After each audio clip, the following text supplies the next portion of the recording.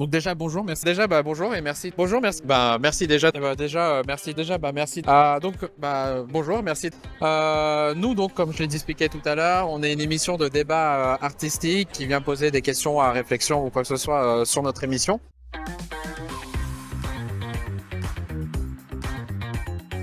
Nous, dans notre émission, quand on reçoit nos invités, on les laisse se présenter un peu comme ils souhaitent. Donc en général, c'est soit ils racontent ce qu'ils ont mangé la veille, le matin, le midi ou quoi que ce soit. Ou alors s'il y a un truc qui t'est arrivé il y a quelques jours, ou alors tu peux raconter toute ta vie de bébé du Néan à du Néan d'aujourd'hui. Donc je vais te demander de te présenter comme tu le souhaites. Bonjour, merci pour cette petite interview. Alors moi, j'aime beaucoup manger. Voilà, parce que j'ai mangé encore un croissant tout à l'heure. Et j'aime bien tout ce qui est artistique en général. Et je touche un peu à tout. Du coup, avant, je faisais du cosplay. Du coup, que ce soit du craft, travaux de couture et un peu de tout, même la perruque. Et récemment, je me suis mis à faire des petites sculptures. Vraiment pour mon propre plaisir personnel. Et je voulais étendre un peu ça. Et quand j'ai vu que ça a commencé à plaire à mon entourage, je me dis, pourquoi pas faire un stand? Parce que j'ai une grande sœur qui est juste à côté de mon stand et qui fait des dessins et qui fait les conventions depuis un certain moment. Voilà. Et je m'appelle du Néan. On a d'autres artistes qui font par exemple du crochet, de la poterie, de luthier ou quoi que ce soit. Est-ce que ça te parle un peu ce genre d'art aussi? Tu disais avoir quand même fait donc du cosplay. Est-ce que tu t'es aussi intéressé à d'autres trucs que tu ne touches pas à côté? Est-ce que tu aimerais peut-être les faire? Et je vais te demander également, est-ce que tu sais ce que c'est le pen plotter? Alors déjà le pen plotter, pas du tout. Paint pour peinture, mais plotter, aucune idée. Le crochet, je m'y intéresse, mais personnellement, je n'en ferai pas. Mais un truc artistique qui m'intéresse beaucoup en ce moment, c'est le tufting. On en voit pas mal sur les réseaux sociaux. C'est super satisfaisant et le fait que ce soit agréable au toucher et des choses un peu ondulées et colorées, moi, ça me plaît vraiment beaucoup. Alors du coup, pour te donner ce que c'est le pen plotter, nous on a reçu un artiste dans notre émission qui en fait code des lignes et ordonne à une machine de représenter, après de redessiner justement une illustration réfléchie dans ce qui est ressorti sur son code. Et souvent sur cette question-là, c'est qui est un peu l'artiste au moment où on va avoir la création sur le papier. Est-ce que c'est la machine ou est-ce que c'est le gars qui a codé derrière tout ça? Et du coup, me vient une question un petit peu là-dessus. Est-ce que toi, tu as un avis un peu sur les IA qui réutilisent l'illustration ou quoi que ce soit derrière? Eh bien, au départ, quand ça a vraiment commencé, j'ai vu il y avait une appli. Du coup, mon copain me l'a vraiment montré. Et c'est vrai qu'en mettant juste une phrase un peu complexe, on avait des choses assez étonnantes à voir. Et j'ai trouvé ça vraiment sympa. Ne serait-ce que c'est marrant et on peut mettre des trucs un peu absurdes. Et ça donne des images vraiment très belles. Mais effectivement, ça pose question puisque apparemment, personnellement, j'ai pas encore d'avis bien solide dessus, parce que moi je suis plutôt sculpture et pas vraiment dessin, mais je sais que ça fait vraiment débat, il y a des gens qui se font voler leurs œuvres, et juste à partir de là, c'est complexe. Je vais encore te poser deux petites questions et après je t'embêterai plus. Est-ce que tu peux présenter un peu ce que tu fais, dans quel processus tu te mets un peu pour créer tout ce que tu craftes? Alors déjà, la première chose que j'ai crafté, du coup fabriqué, c'est des Korogu. Hop. Donc en plus, hier c'était la sortie du Zelda 2. Voilà, et en fait, directement quand j'ai joué au jeu, j'ai trouvé ça absolument adorable et j'en voulais chez moi. Et la première chose que je me suis dit, tiens, je fais du cosplay, je fais beaucoup de craft, alors pourquoi pas en faire un moi-même?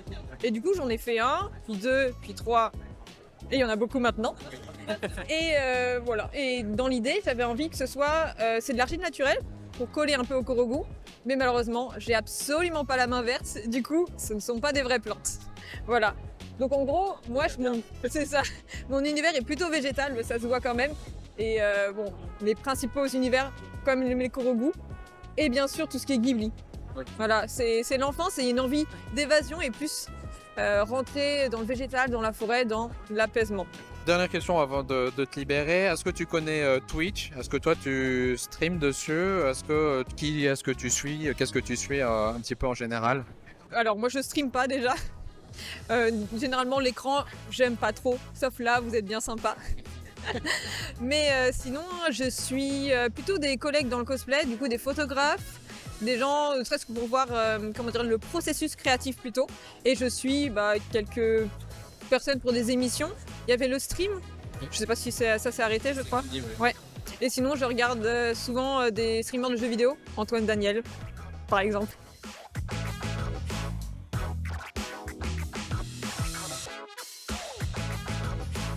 nous, dans notre émission, quand on l'a fait, à la fin, on fait des petits jeux avec les invités. Du coup, on a un mini-jeu pour les personnes qu'on interviewe. Ça te va de le faire? Je suis très compétitive, mais allons-y. Il n'y a pas de points ou quoi que ce soit à gagner. C'est juste comme ça. Tu connais Burger Quiz de Alain Bar? Ouais, Ok, bah, on a un petit peu dans ce genre-là. Ça te va du coup d'essayer d'en faire quelques-uns? carrément. Alors, celui que nous on a, c'est Mbappé, un canapé ou les deux. Pas mal. Pas mal, j'avoue. Coûte une fortune. Les deux. Ouais, c'est bien les deux, hein. Mesure 2 mètres. Les deux. Ah non, Mbappé il est petit, il fait pas 2 mètres. Le canapé, lui, il fait 2 mètres par contre, hein. On dormirait bien avec. Le canapé. Oh, Mbappé, il y en a beaucoup qui aimeraient bien dormir avec. Et chiant à nettoyer. Les deux, j'imagine. Alors moi j'ai mis que le canapé, mais après ça me regarde pas, hein. Je vais pas le nettoyer moi-même, mais est utilisé par tout le monde. Le canapé. Oui, vaut mieux. Écoute, bah merci beaucoup.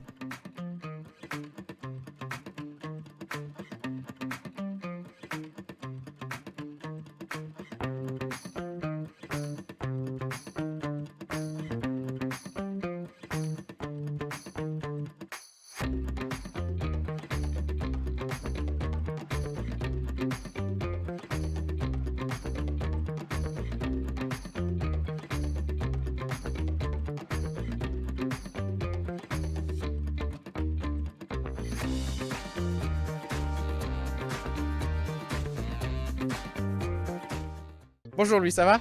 Ça va très bien, ouais, merci. Et toi? Tu aimes les madeleines? Bien sûr. C'est bien. Que penses-tu de la réflexion de l'homme dans l'univers? Bah, en vrai, moi j'aime bien les madeleines. N'hésitez pas à m'en ramener. J'en profite parce que bon, la question somme dans l'univers elle est beaucoup trop compliquée pour moi là, à cet instant présent. Surtout si c'est des madeleines maison à la pistache. Voilà, j'annonce, hein, je fais un appel.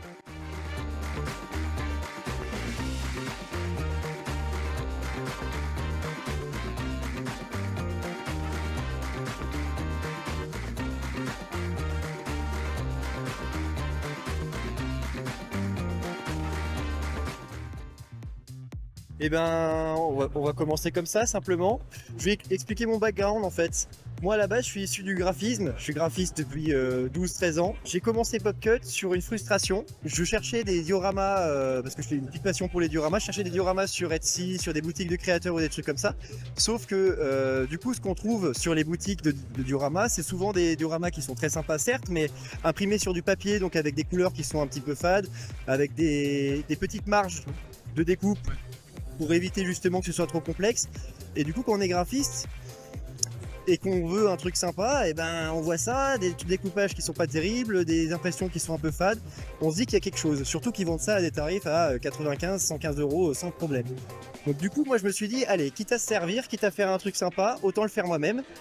Et j'ai commencé avec quelques tableaux, donc les premiers titres NES, puis moi m'avait parlé, ouais, à faire de la découpe laser sur bois.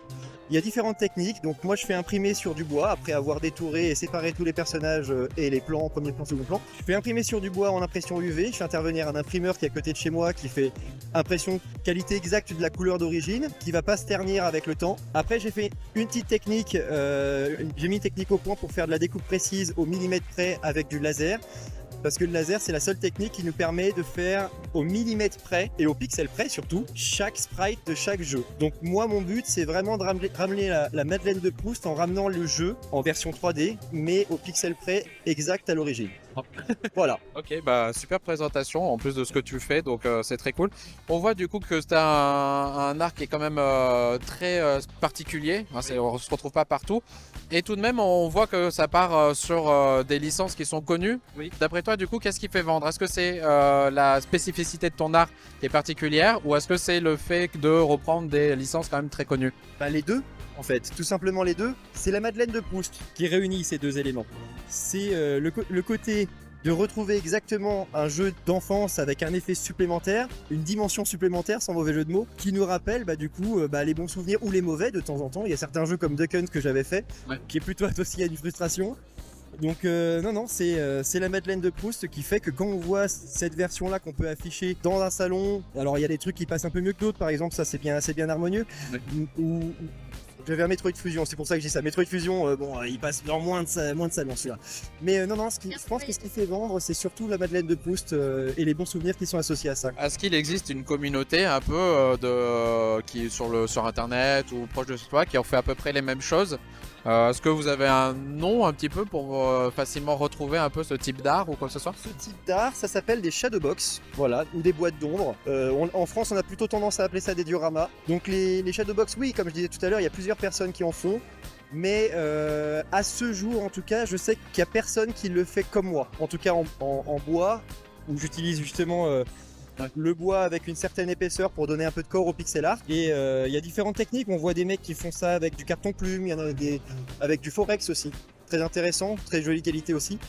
Mais ouais, il y a un petit peu de communauté autour de ça et il y en a de plus en plus qui le font. Du coup, on a souvent les artistes qui ont le syndrome de l'imposteur parce qu'ils vont parfois reprendre justement des licences connues ou que ce soit et qui vont l'appliquer à leur propre style, mais ils vont être en mode je me sens pas trop artiste ou quoi. Est-ce que toi, tu te sens artiste ou plus dans l'artisanat? Un petit peu des deux, ouais, un petit peu des deux. Puis le syndrome de l'imposteur, je le connais bien parce que j'étais graphiste avant. Donc pendant 13 ans, t'avais l'impression d'être bon, voilà. Sauf que là, en faisant ça, je l'ai plus. En fait, je l'ai perdu, mais j'ai vraiment l'impression, puis le retour aussi des gens, du public, et le simple fait que tu viennes m'interroger parce que c'est suffisamment sympa, c'est déjà une victoire en soi. Alors là, il y a une petite anecdote, c'est que j'ai commencé en faisant justement plein de références, plusieurs cadres de plusieurs jeux qui m'ont plu. Et puis il y a un moment où il y a le côté graphiste qui est ressorti, qui est revenu gratter, parce que refaire des reproductions, c'est très sympa, comme les plaques d'égout, celles-là, je sais pas si tu les as notées, plaques d'égout japonaises. Refaire des reproductions, c'est très sympa, mais il y a un moment où le côté artiste, justement, plus que artisan, a refait surface, et je me suis récemment réapproprié à mon design, à mon style, du coup, l'œil Sheikah par exemple. Ouais. Et ça, je vais continuer ça. Il y a plusieurs séries qui vont arriver un petit peu dans ce style-là. Il y a un cœur de Zelda, il y a sûrement... J'aime bien les yeux, donc il va y avoir des yeux genre l'œil de Sauron, etc. Mais ouais, je pense que je suis entre les deux, ouais. Artisan et artiste pour ce côté-là qui va ressurgir bientôt, là. Bah écoute, merci.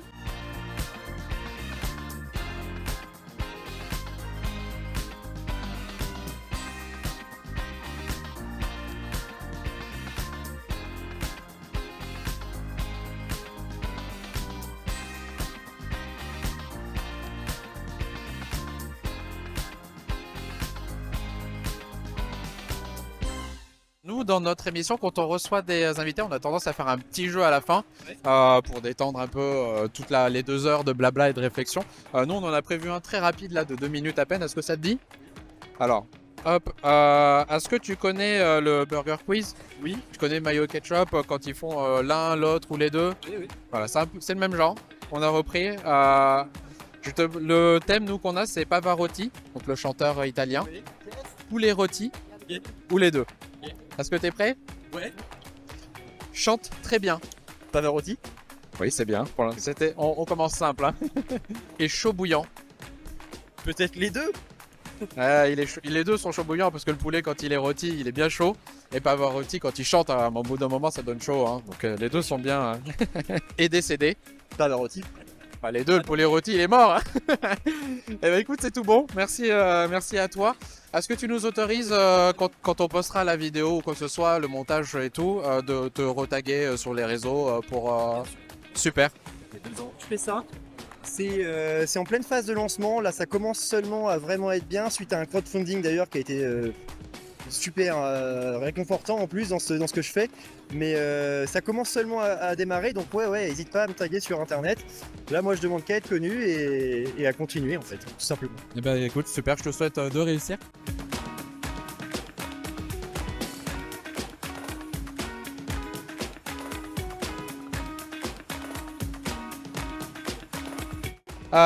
Louis, est-ce que tu peux présenter ton stand en faisant comme si c'était pas le tien?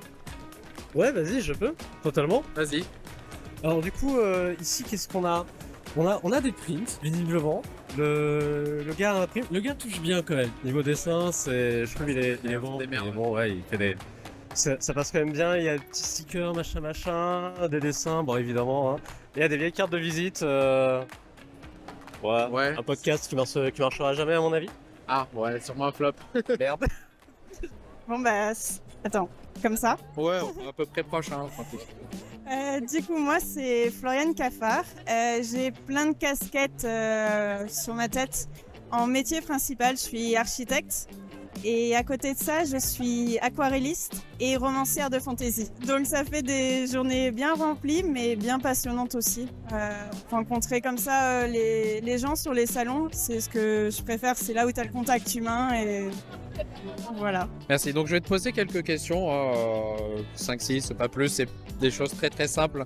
On va commencer un petit peu simple. Est-ce que du coup, tu es un peu habitué des conventions? Et est-ce que là, il y a des gens que tu sais qui vont venir te voir, qui sont déjà de ta communauté? Est-ce que pour l'instant, il y a eu plus d'inconnus que de gens que tu connais qui sont venus te voir? Alors, je suis moyen habituée aux conventions, c'est-à-dire que je me suis lancée il y a 1 an vraiment dans les grosses conventions comme la Japan Touch de Lyon. C'est ma seule grosse convention de la région, enfin tout court. Sinon, je fais des plus petites autour de petites villes autour de Mâcon.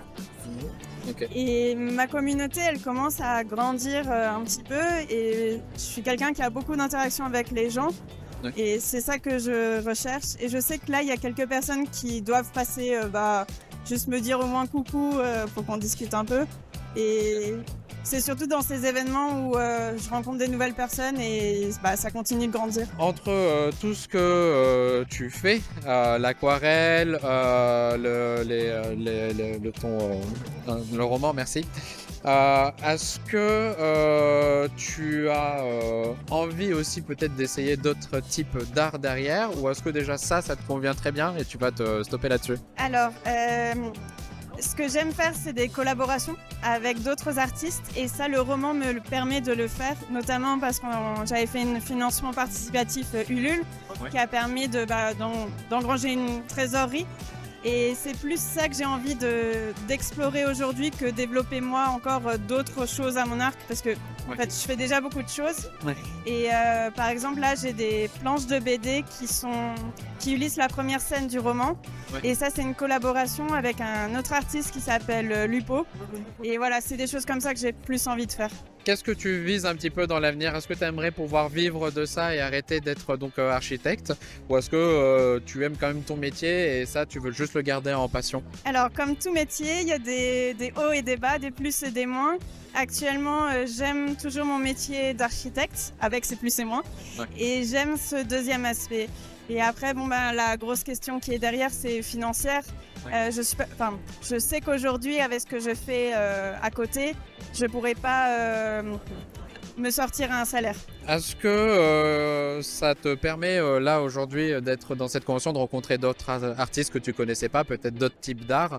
Et est-ce que toi, du coup, là, t'en connais quelques-uns que tu nous recommandes d'aller voir? Nous, souvent, quand on est derrière le stand, on a du mal à faire des tours, donc on fait plus le matin. Donc, sur cette convention, aujourd'hui, j'ai pas encore découvert de nouveaux artistes. Mais la dernière fois, par exemple, j'ai rencontré Kaevan, qui est une artiste qui C'est de Lyon aussi. très, très sympa, son travail super bien. Mon père Saïd, avec qui je co-stand. Et il y a Xixatan, qui est une illustratrice aussi et qui a une patte exceptionnelle. Ok. Voilà. J'ai une dernière question. Est-ce que tu connais un petit peu Twitch? Est-ce que tu streams aussi ce que tu fais sur Twitch? Et qui est-ce que tu suis en général? C'est pas spécialement de l'art, hein, ça peut être du jeu vidéo ou autre chose. Bon, alors je vais être mauvaise sur cette réponse parce que en fait j'ai du mal à suivre Twitch parce que comme j'ai le boulot à temps plein, j'arrive pas à écouter du Twitch en même temps que travailler et du coup j'arrive pas à suivre les émissions.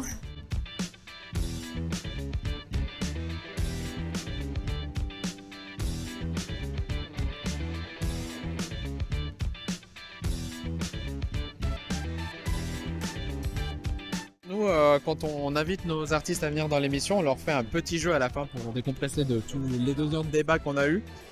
Du coup, on en a des petits là de même pas 1 ou 2 minutes. Est-ce que ça te tente d'en faire un? Alors, est-ce que tu connais le Burger Quiz? Tu connais le mayo ketchup où c'est l'un, l'autre ou les deux? Et ben, c'est un peu ça qu'on va faire.